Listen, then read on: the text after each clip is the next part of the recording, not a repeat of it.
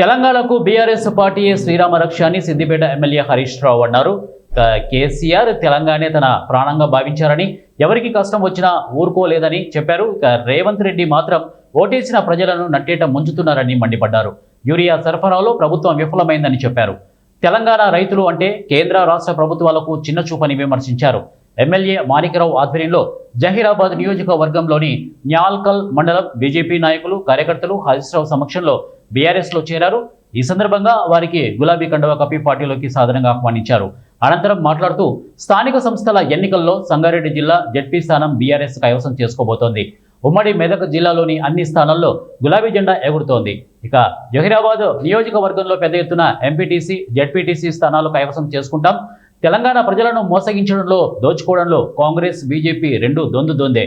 ఒక పార్టీది మోస చరిత్ర, మరొక పార్టీది ద్రోహ చరిత్ర. చోటాబాయ్, బడేబాయ్ ఇద్దరిది ఒకే తీరు. బీజేపీ, కాంగ్రెస్ రెండు పార్టీలు తెలంగాణకు శత్రువులే, తెలంగాణ పాలిట శనికులే అన్నారు.